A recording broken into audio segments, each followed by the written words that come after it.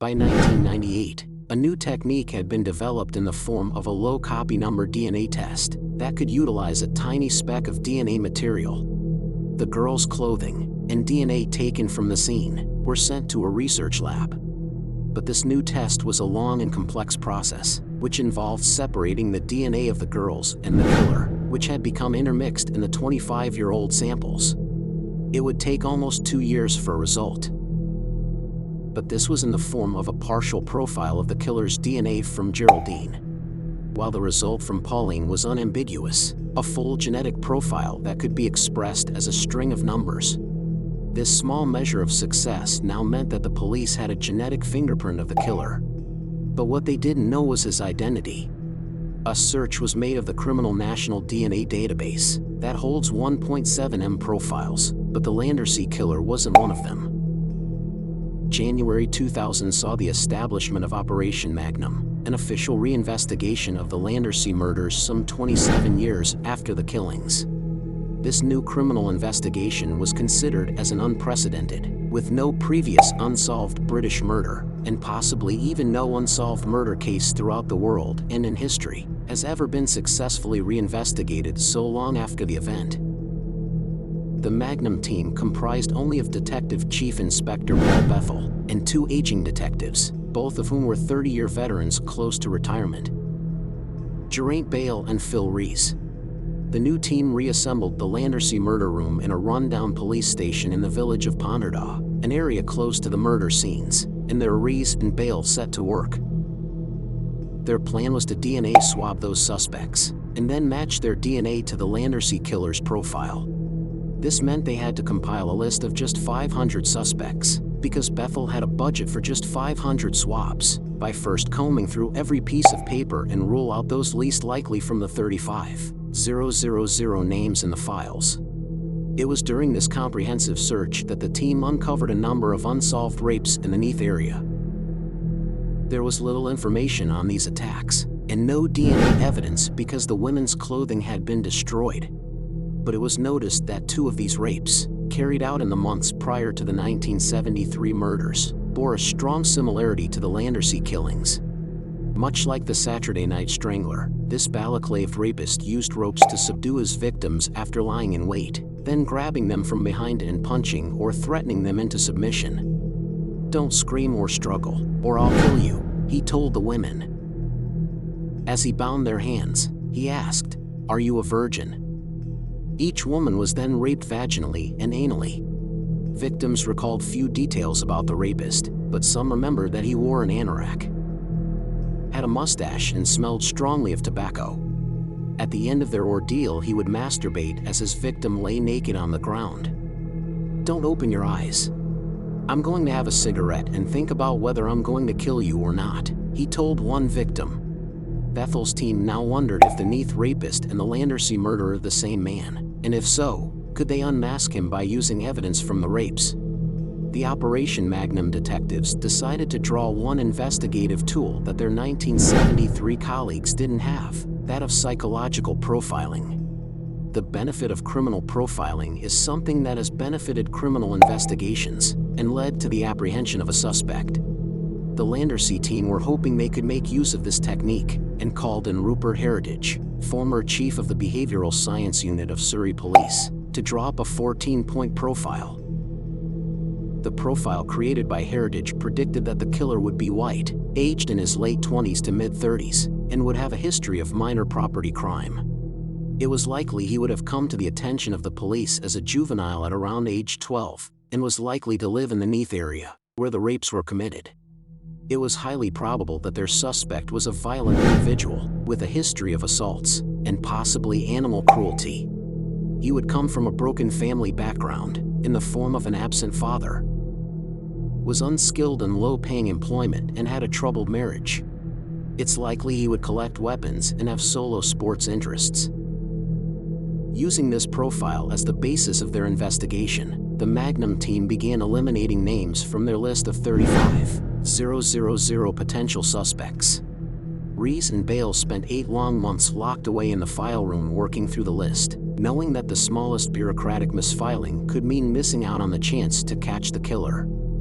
No one outside the team ever believed we would get a detection from this, says Rees. Bethel explained, it was like throwing a dice for 2 years. Perhaps he, the killer, was not in that room.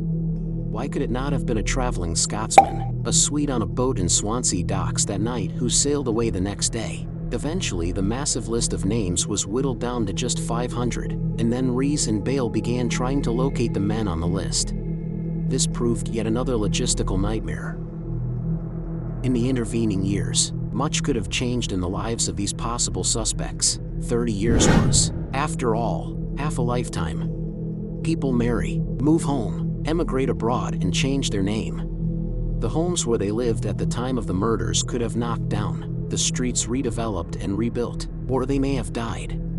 Firstly, the 500 nominal suspects were prioritized into 5 groups.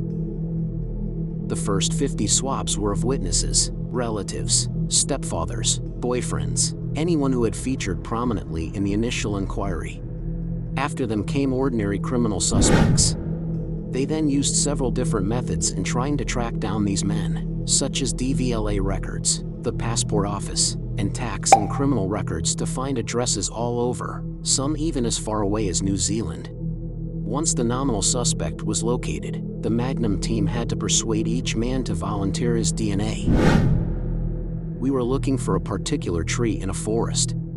In order to find it, you had to cut down all the other trees. The beauty of DNA is that you can once and for all eliminate a suspect, says Bethel. Over the next 8 months, none of the 353 men whose DNA was requested refused to provide a sample. Such a refusal would, of course, have automatically triggered suspicion, but many of the men on their list were not happy being questioned about sex murder that occurred over 30 years ago. Selling double glazing must be easier than selling a DNA test. It usually took 2 hours. The easiest people to deal with were those with convictions. They just wanted it out the way. We ended up swabbing in barges, taxis, and hotel rooms. The worst was always their sitting room in front of the wife, says Rees. When the DNA test results started coming back, the team waited patiently for the moment they finally got their man. But that moment never came. Each time a nominal suspect was swabbed, the team were, in turn, presented with yet more paperwork generated by the failures. A typical example of this was nominal suspect number 200, named Joseph Kappen, who it was learned lived on the Sandfields estate in Port Talbot. In August 2001, Rees went to Kappen's address to collect his DNA sample. His ex-wife, Christine Powell, was still living there at the property. But Rees learned that Kappen wasn't.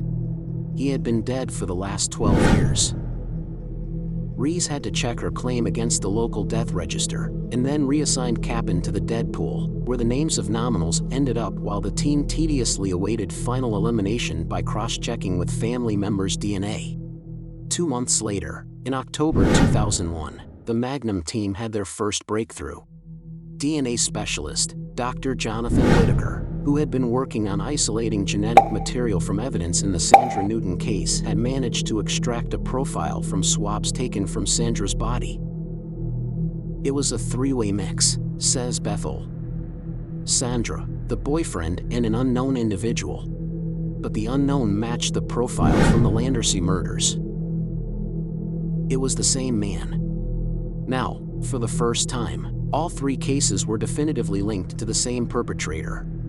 The killer had dumped Sandra's body in a water culvert close to the disused Garth Colliery. This culvert was so remote and well hidden that it could have been known only to someone local. I knew we'd get him then, says Rees. We knew he was living locally. He was someone who must have been spoken to. And he had an 1100.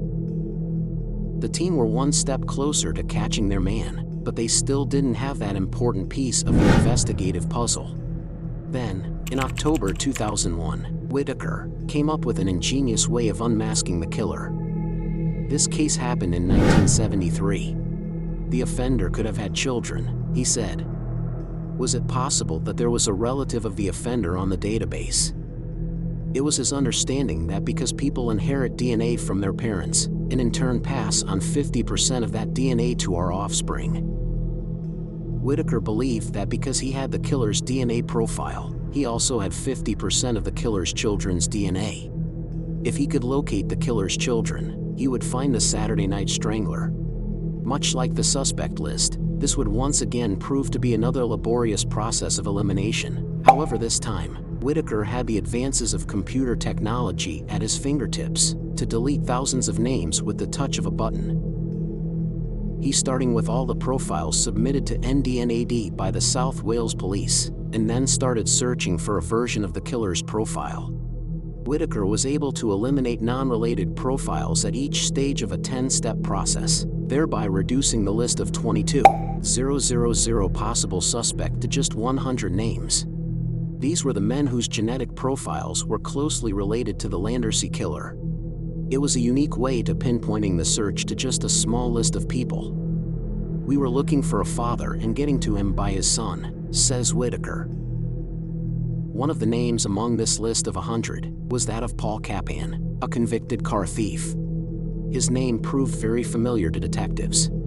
Paul Kappen would only have been 7 years old when the Llandarcy killings took place, but that fact that there were 2 Kappens in the files was just too much of a coincidence. Joseph Kappen was now the #1 suspect. The only problem was that he had been dead for the past 12 years. Rees and Bale returned to Sandfields and asked if Christine Powell and her daughter Deborah would volunteer DNA samples. The results took 2 weeks to process. I was sitting at my desk in the Ponderdaw murder room when the call came through from the forensic scientist, Colin Dark, says Bethel.